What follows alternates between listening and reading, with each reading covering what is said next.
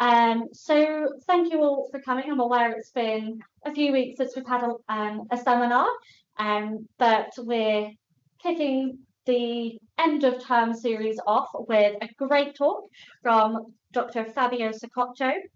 Dr. Fabio Saccoccio is an archaeologist specialising in the first millennium BCE in Italy and Central Europe, currently serving as Nottingham Documentation Officer. He is deeply committed to advancing the understanding of ancient European societies, and his work continues to bridge archaeological theory with practical interdisciplinary applications.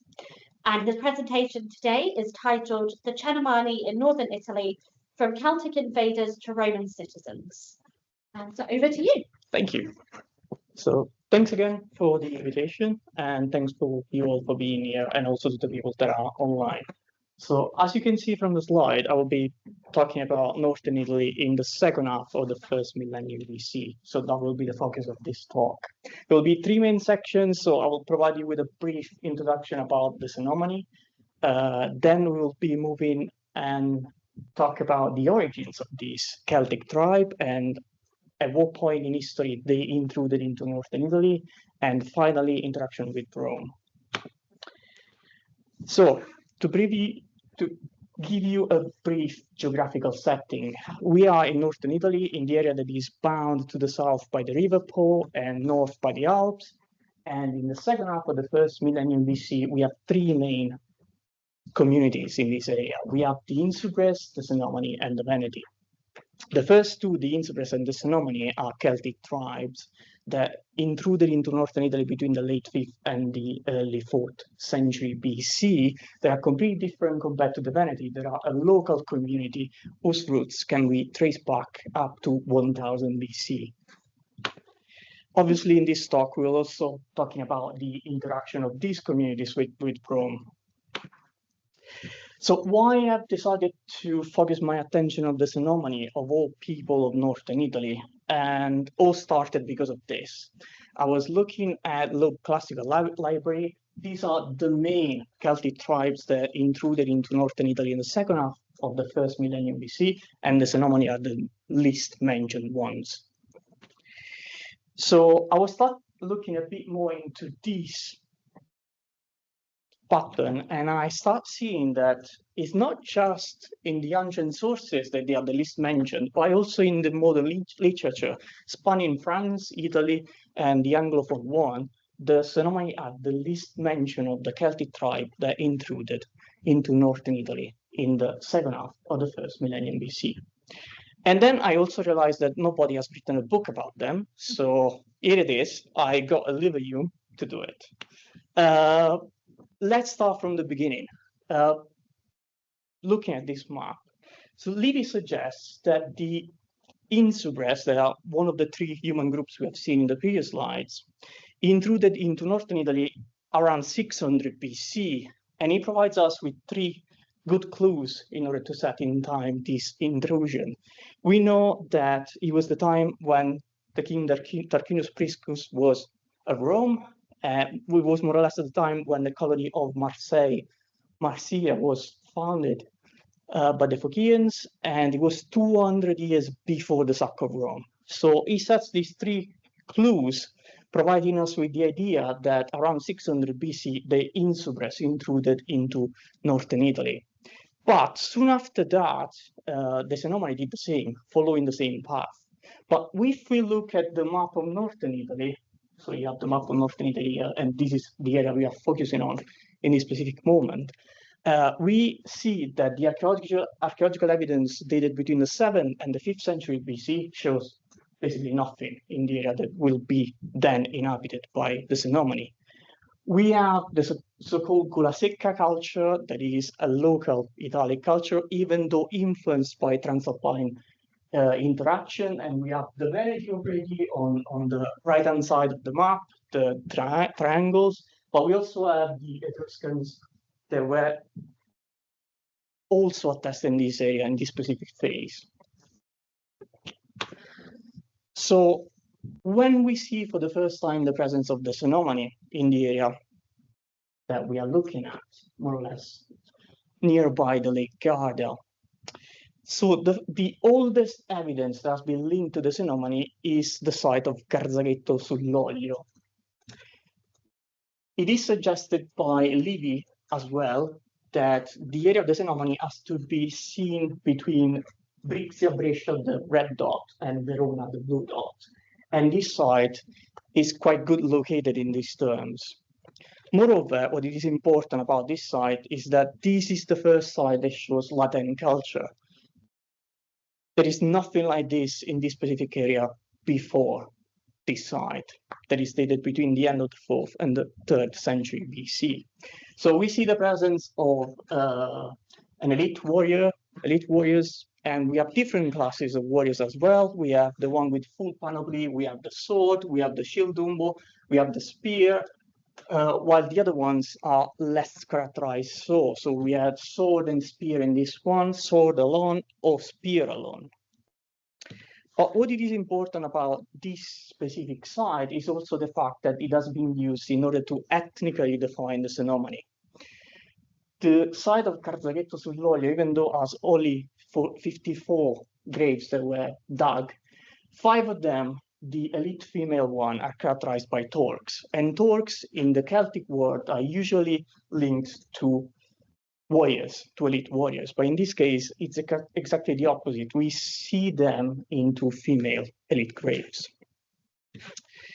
If we try to plot this according to the evidence known between the 4th and 3rd century BC in northern Italy, we see that there is a concentration of torques of 2 different kinds. We have the buffer type and the remedello type that you see on the right-hand side of the slide. They actually cluster together in a specific area, and this specific area is more or less the area that is suggested by Livy to have been the Cenomanic one. So it is quite good an active proxy to define the Cenomani in the 4th and 3rd century BC.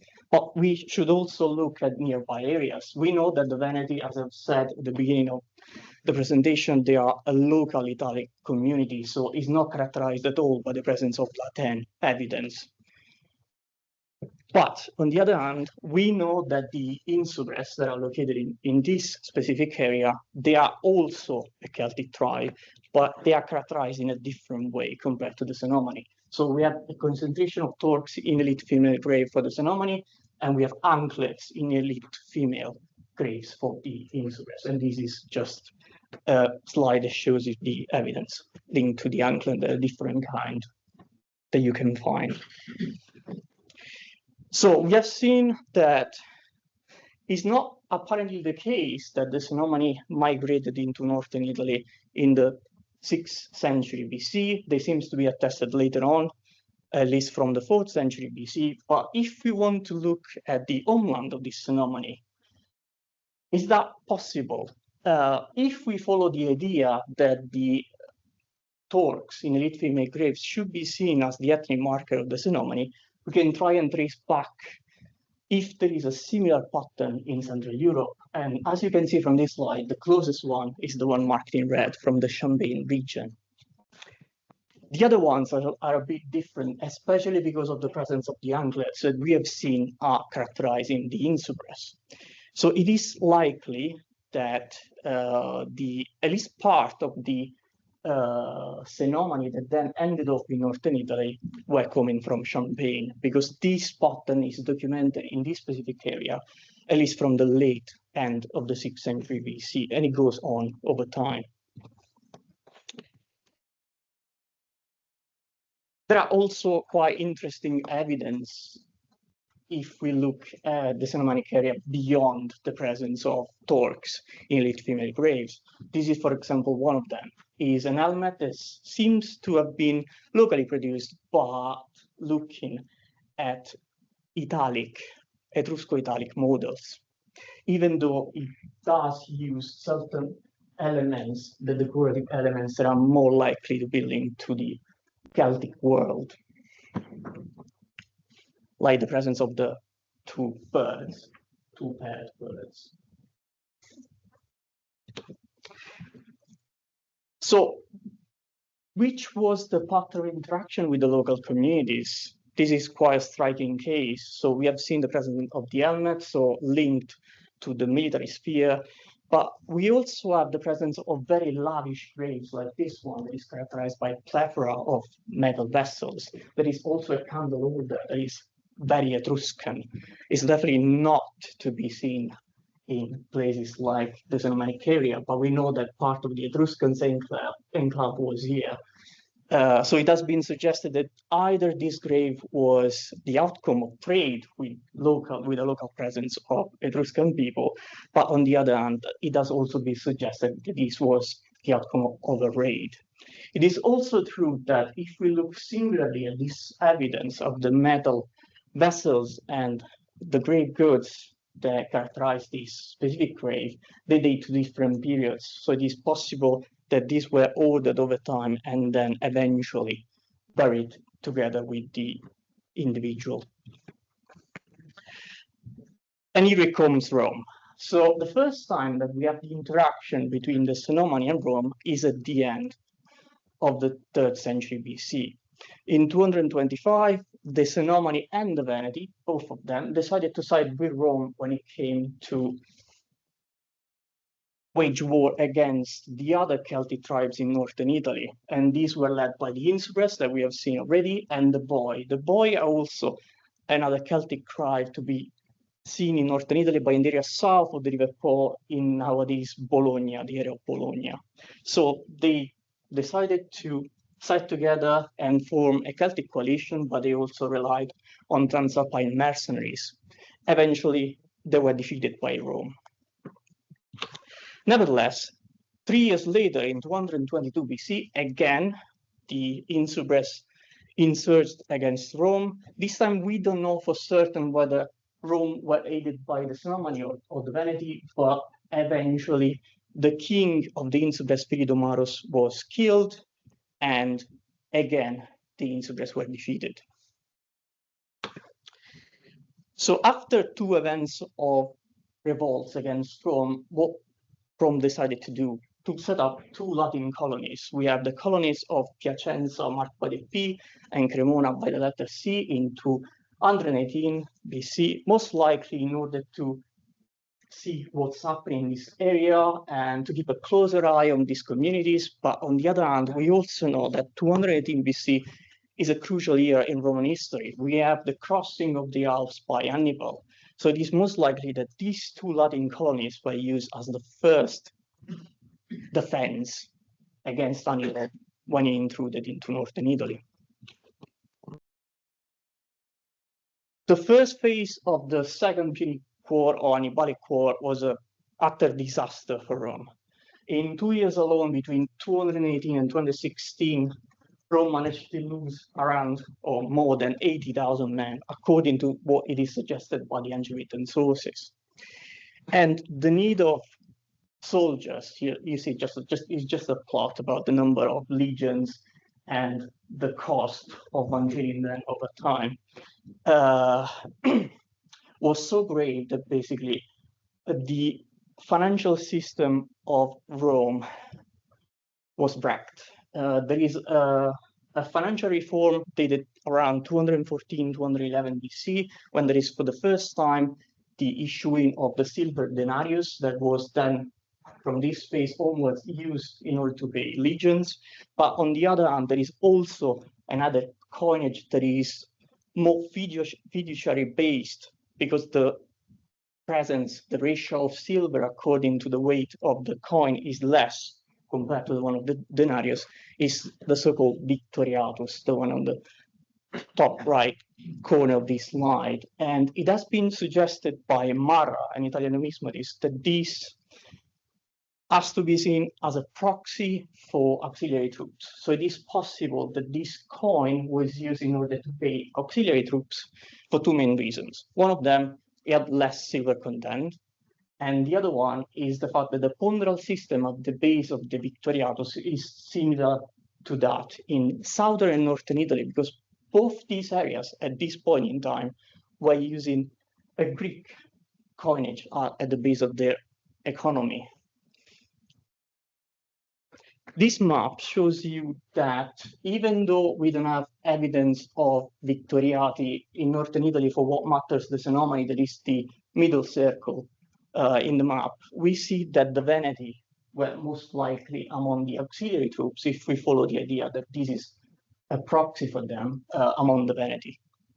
But on the other hand, if we rely on the handwritten sources, we see that during the Hannibalic War, the only loyal Gallic tribe that supported Rome were the Cenomani.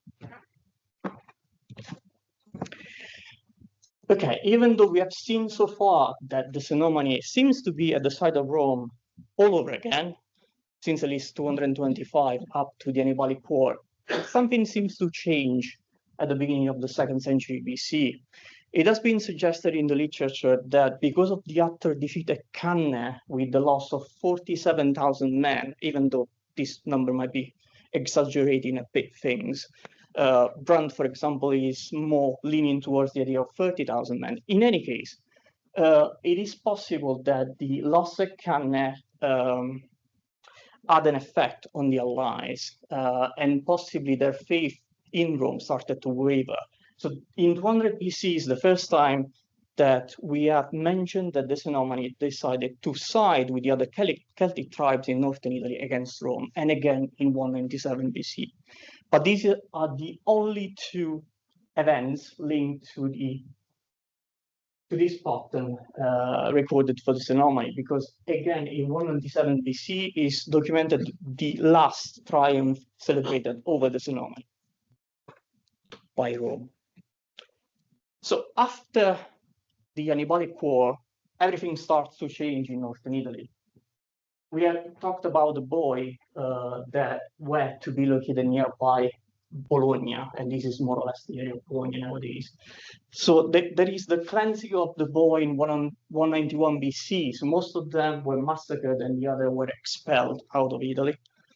In 190 BC, the number of colonists, the two Latin colonies of Piacenza and Cremona were replenished because they were hugely affected by the Hannibalic War. And most importantly, we had the first fedus, the first treaty between Rome and the insurrects, and most likely this affected the Cenomani as well. So to the Cenomani and the insurrects was left freedom of action in their territory, most likely the keeping of the territory that they had up to this point, but they had to pay a tributum to Rome, plus providing auxiliary troops whenever it was needed.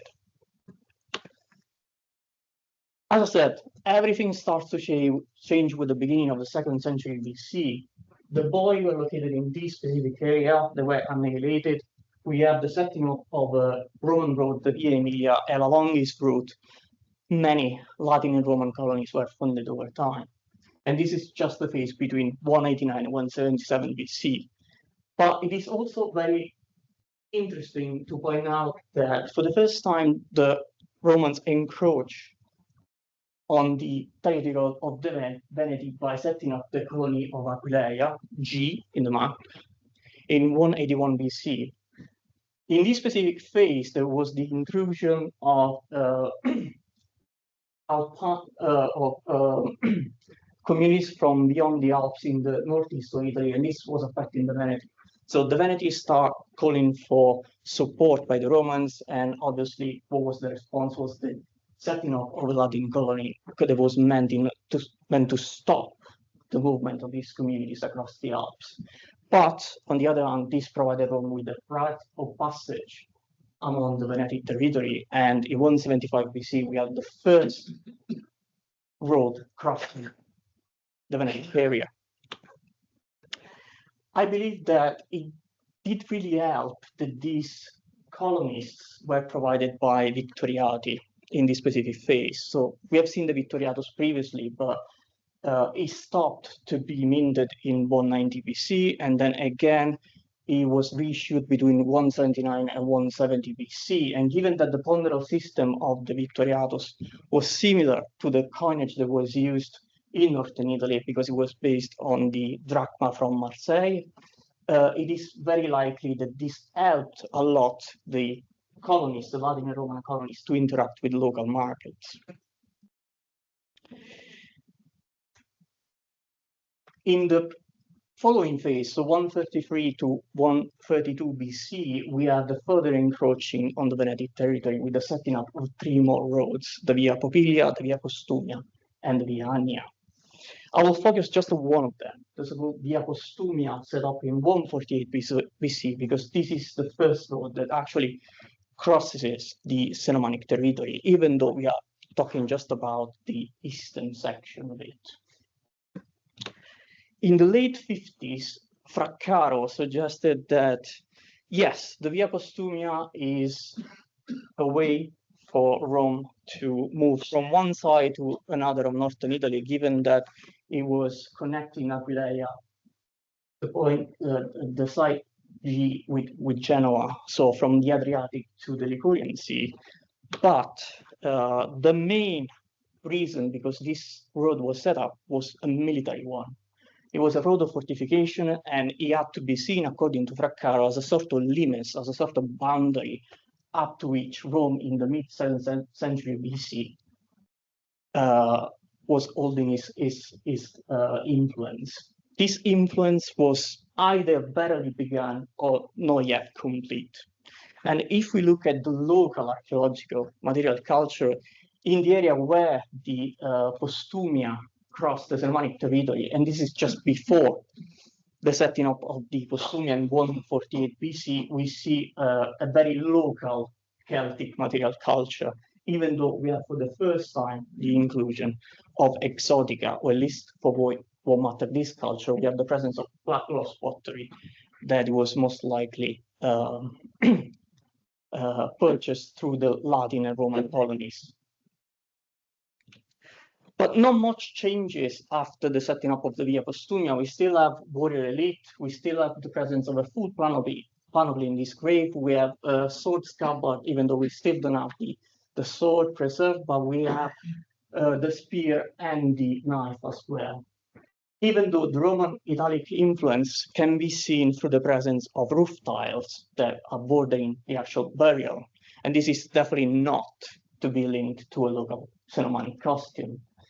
What is Cenomanic is the presence of small pots like this with an S profile that were most likely used for ointment. And we also see the presence of alpine influences, as this vessel suggests.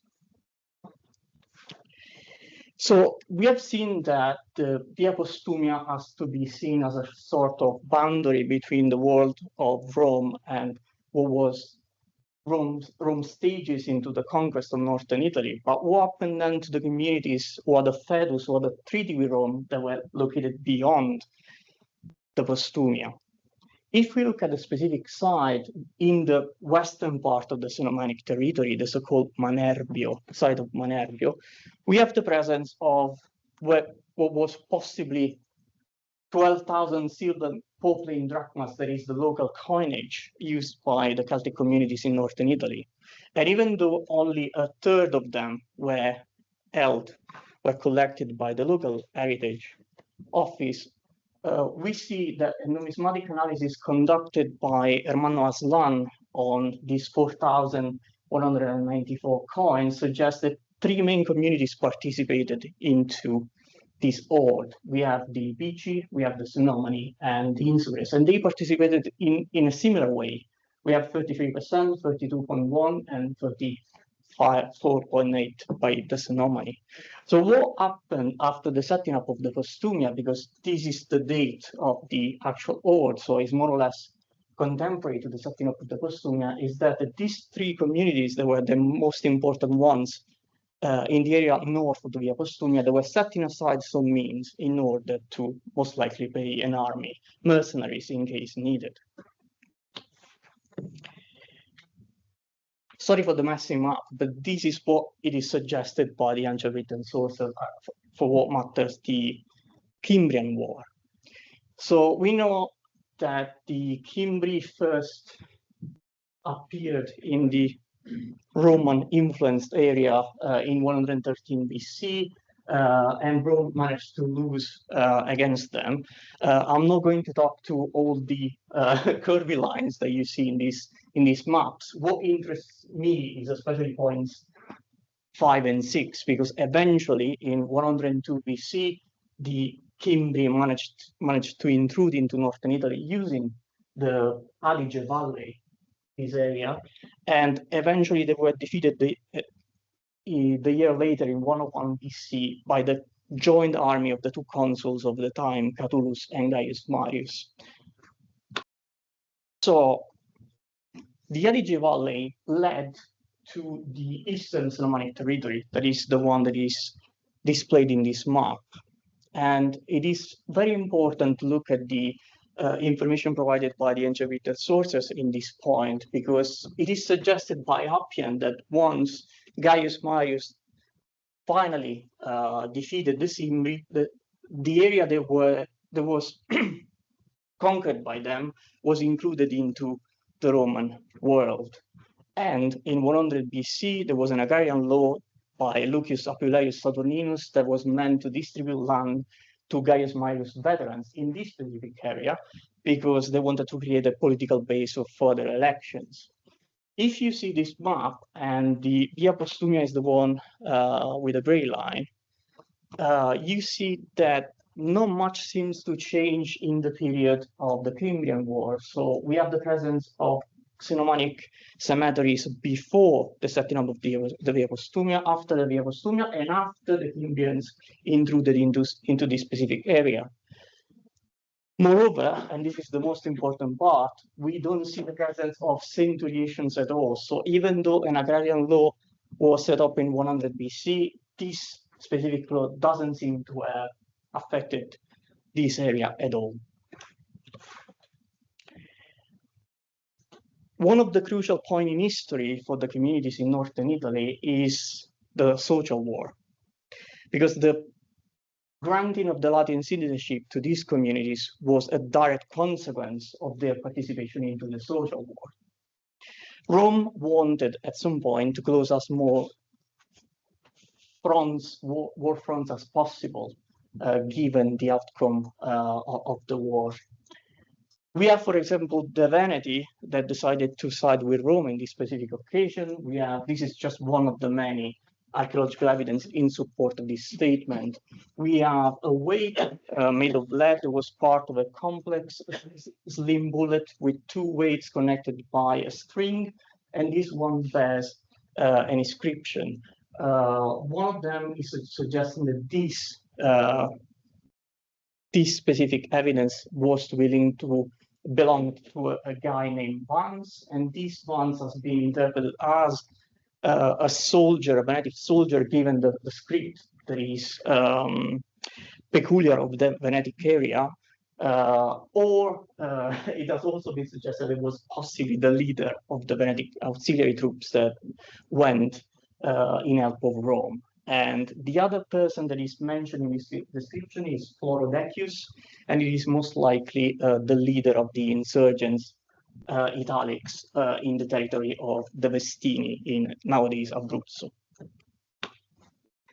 We don't have similar archaeological evidence from what mattered the Insubres, but we know from a passage by Frontinus that in this context, so between most likely 88-87 BC, that the entire Senate of Mediolanum Milan, that was the capital of the Insubres, was massacred by Pompey's troop. And Gaba suggests that this is most likely to be linked to the fact that the Insubres participated into the social war, but at the side of the Italic insurgent. And that's why this has to be seen as an act of retaliation by Rome against them. If we look specifically at the Cenomani, we don't have any archaeological evidence that suggests their involvement in the war, but the presence of a few evidence, like the fact that the Roman quaestor of Cisalpine and Gaul was ordered to levy troops in this specific district of northern Italy to support the Roman army, and the fact that both the Veneti and the Insubres participated into the conflict, even though supporting one side or the other, suggests that most likely also the Cenomani were also participating into the conflict. So what meant for these local communities, for these Celtic communities, to acquire Latin citizenship? First of all, the most important towns in northern Italy were turned into fictitious Latin colonies.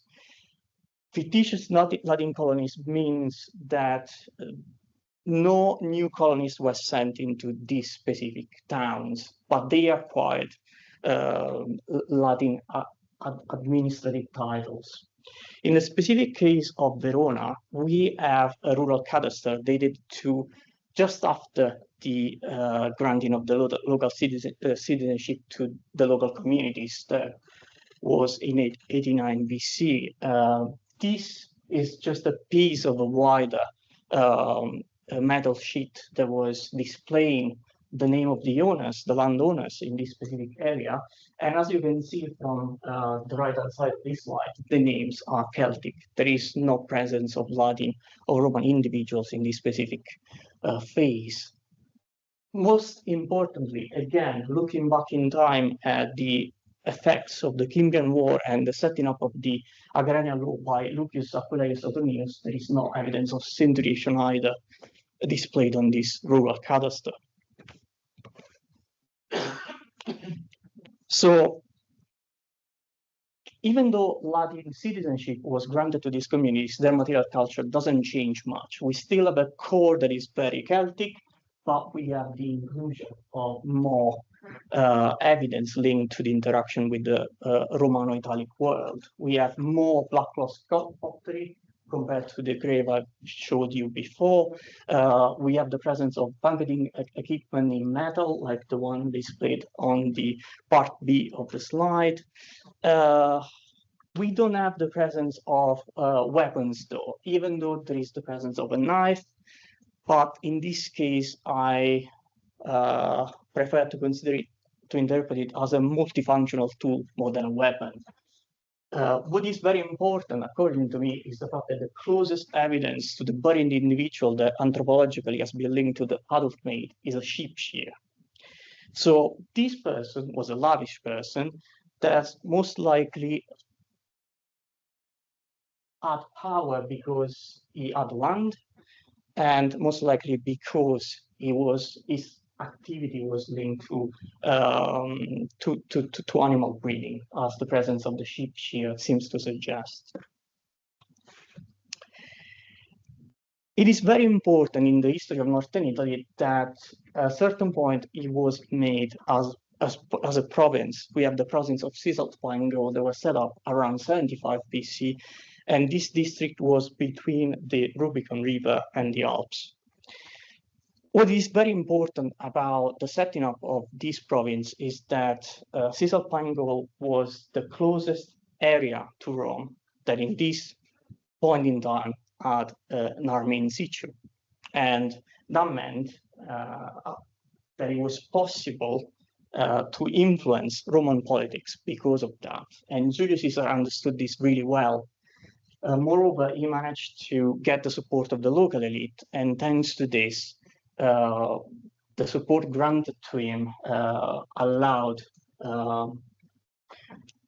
the invasion of Gaul later on between 58 and 50 BC. We know that his army was composed by legionaries that were levied in this specific area because he suggests that himself.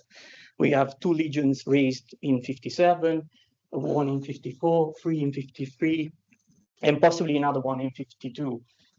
But it's also very important to mention the fact that the actual core of the army, of Caesar's army, that eventually defeated Pompey in the civil war was made by men coming from, he suggests, Transpadane settlers. Transpadane means the area of northern Italy, north of the River Po, but south of the Alps. So specifically the area we have been looking at in this presentation.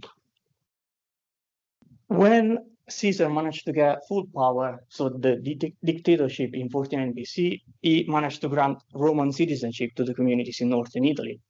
And this meant that the fictitious Latin colonies that we have seen in the previous slide were turned into municipia. And municipia are different officials compared to Latin colonies, and this is, and evidence in support of this is provided by one of the Roman gates at Verona. There was one of the 2 important towns of the Cenomani, where this suggested the presence of quattuorvei. There is a board of 4 officials that is typical of municipia, and this specific inscription is dated to the bit 1st century BC. Nevertheless, the granting of the Latin and, in this case, the Roman citizenship to these communities didn't mean that soon afterwards there is the actual presence of Latin or Italic evidence or material culture straight away in local context. In this case, we have an inscription dated generically to the 1st century BC because the grave didn't have much grave goods in itself, but it does suggest that the inscription, first of all, it bears a very Celtic name. This guy is called Atephorix. On the other hand, even though we start seeing influences related to the usage of Latin and Roman script, as in this case, the letters T, R, and X, at least for what regards the letters A and P, they are still very local. They were still using the local alphabet and script, that is the Lepontic one, that is the one used by the Celtic communities in northern Italy since the 7th century BC. So we see a transitional phase with a gradual adoption of Latin characters, Latin influences. We have also a second rural cadaster from Verona. Again, this is dated to more or less 40 BC. And in this case, you can clearly see that there is a grid in this case. So there is the presence of centuriation, and the names that are displayed on this cadaster are not Celtic any longer. These are very Latin, very Roman names. So it has been suggested that in this specific phase, land was granted to veterans, and specifically the area of the Cenomani was influenced by that. And you can clearly see it by this map. So the grid is all evidence linked to centuriation, and this is the Cenomanic area we have been looking at throughout the presentation. It has been suggested that the cadaster I just showed you, the most recent one, should depict the area circled in red, the so-called Valle di Lasi, for two main reasons. One of them is the fact that it's the closest centuriation to Verona, that is site number 5. And on the other hand, it does record the presence of all the names we have seen in the slide, or in the yellow rectangle in this specific area. On the other hand, at the top of the slide, there is an inscription, there is a funeral inscription that mentions the names of a certain Sixtus.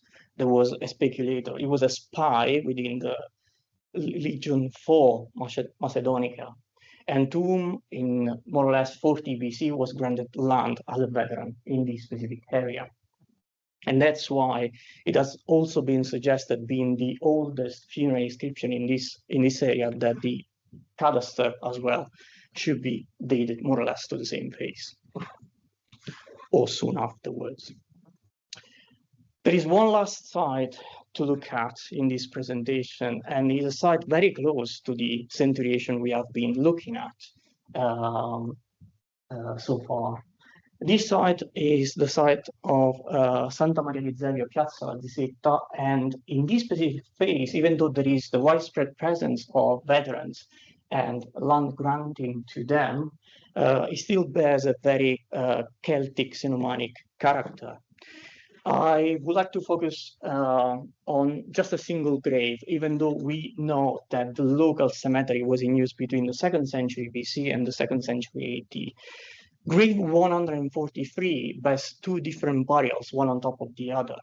The bottom one shows the presence of very Celtic, very Cenomanic material culture, especially because of the presence of Latin brooches and the knife that we have seen in multiple slides during this presentation. On the other hand, we also see the presence of Romano-Italic evidence like the Lucerna and the Roman coinage. Plus, the very pottery that you see in this slide is very much tangled to the local material culture, the very Cenomanic material culture, and this is the grave dated to the early 1st century BC. But everything changes when we look at the top burial dated to the Augustan period. We see basically a Roman burial. But two main pieces of evidence deserve a bit of attention. So 1 and 5 are old pie. So these are jugs meant to pour wine. But this form replaced from the mid-1st century BC a form that is very local, the so-called vaso a trottola. This is a particular production that was typical of the Insubrian area, and as I said, in the mid-1st century BC is replaced by a form that has a similar function, but it was taken by the Romano-Italic world. Nevertheless, if you actually look at the body of the vaso a trottola and the body of the actual old pie, you see that it's very similar. So basically, the local workshops, what they just did in order to produce old pie was use the same body they were already producing for the vaso a trottola. They just stuck a neck on top of it and an handle, and here you are, a Roman production. On the other hand, we have seen in a previous slide the presence of these small S-shaped vessels, pottery vessels that were suggested used for ointments. And this is a very Cenomanic production. Even this one is replaced with something that is pretty much tangled with the Roman world. It has nothing to do with the Cenomanic one, but we still have the use of something that is an exotica, so taken from the Romano-Italic world, like balsamaria and unguentaria, as in this case, that is used for a similar function that was previously done in the Cenomanic area. So, just some conclusions. We have seen at the beginning that the Cenomani are the least mentioned in the handwritten sources and the modern literature, and they were kind of defined as side characters in somebody else's story, especially the Roman ones. But I don't believe that any longer, or at least I hope that I showed you that this is not anymore the case. I also showed you that according to the archaeological evidence, there seems not to be an intrusion of the Cenomani into northern Italy in the 6th century BC, but the first archaeological evidence that seems to be linked to them is from the 4th century onward. We have seen that Livy suggests that the two most important Cenomanic towns are Brixia and Verona, and this seems to be actually the case looking at the archaeological evidence.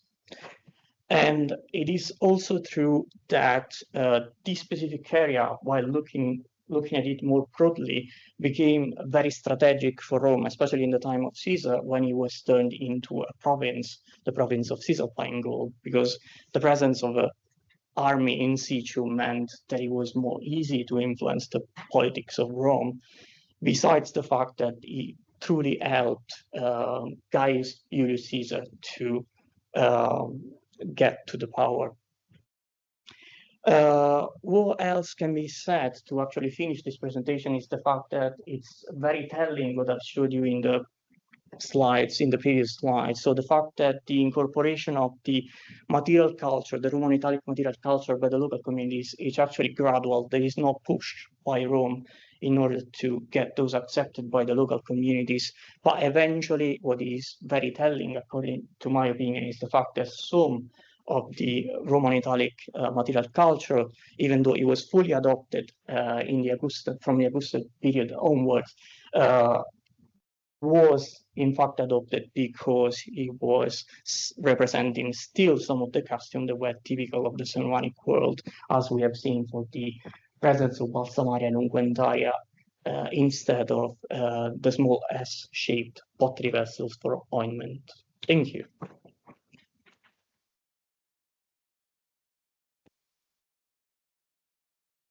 Thank you so much. That was a really insightful talk. And we'll now open it up to the floor for any questions, either in person or online.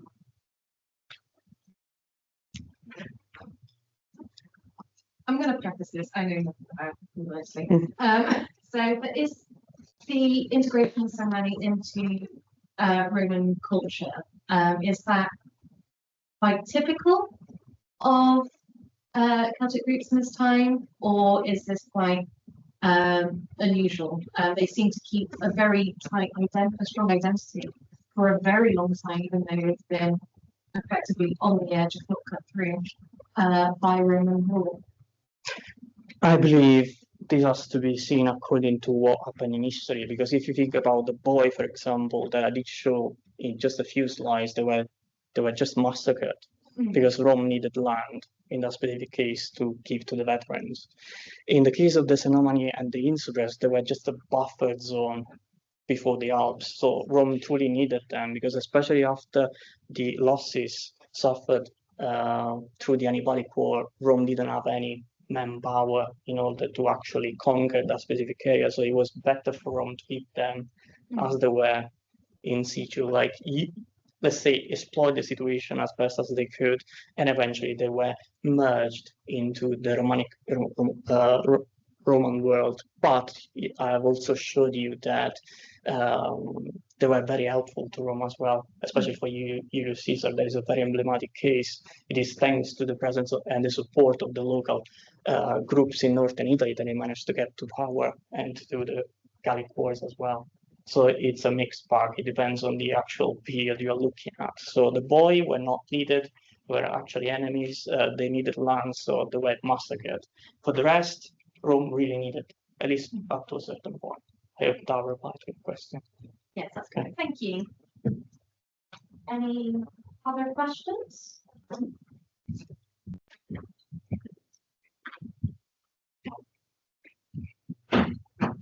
Thank you. Thanks for that. So, slightly left field question.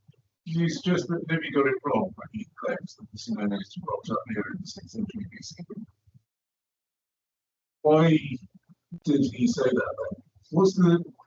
How do we make sense of Livy piecing together the early history of this part and listening that way? I've been looking into that a lot, to be honest, and I've read a lot of literature regarding this specific case, and at the end, I don't know which is the answer. I don't know yet which is the full answer. It has been suggested in some instances that this was needed in a certain specific period in order to stress the connection between the local communities and Rome. But why they decided that specific date, I really don't know.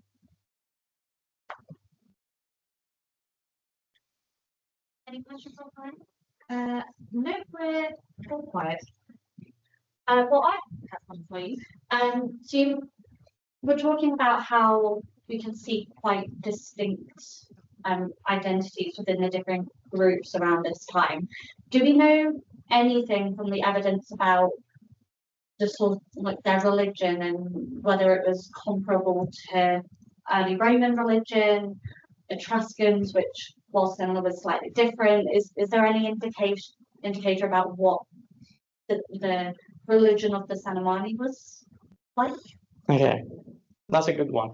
I didn't mention this, but we don't have any settlement evidence for what mattered the area of northern Italy in this specific case. We have just a few little pieces here and there in the stratigraphic layers, but we don't have a full settlement tag to date. And on the other hand, the only evidence that we have linked to the religious world only through the lenses of Rome. For example, I've showed you the site of Manerbio. Manerbio, the name itself is very linkable to Minerva. And this is the way that the site has been called through what we know in the epigraphy, for example. So the site of Manerbio was the city or the town of Minerva, as it is suggested by an inscription that has been found in Brescia. So that what is the tribal capital of the Cenomani according to Livy, but not much more than that, we know, unfortunately, from this specific area. If there are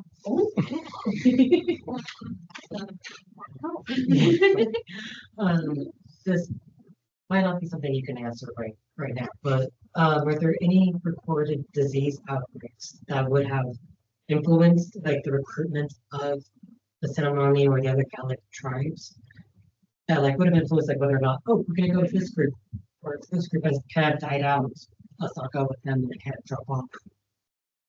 It's a good one. I don't know the answer to this, in a sense that for what I know so far about it, I think I cannot reply.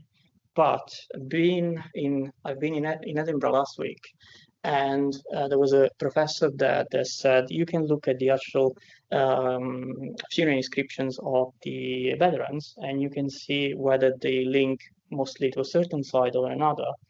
But we don't have eventually any unwritten source that suggests the presence of plague or these in this specific area, unfortunately. So even though I might be looking at the presence of the clustering of veterans that were levied in northern Italy, I don't think I can relate their presence, absence, or at least to be so certain about the fact that maladies or whatever is the reason why they were not levied there in a specific time. Sorry. Well, fantastic. Just like to say a quick thank you to both our in-person and our online audiences. Do join us for continuing the discussion at the Old Horse Pub just after this. And next week will be our penultimate seminar of the term. And our speaker will be former Leicester Member of Staff, Dr. Matt Evans, who will be presenting on preliminary insights from interdisciplinary research on Greek inscriptions. But for now, if everyone could join me in saying one last thank you to our speaker today, Dr. Fabio Saccoccio.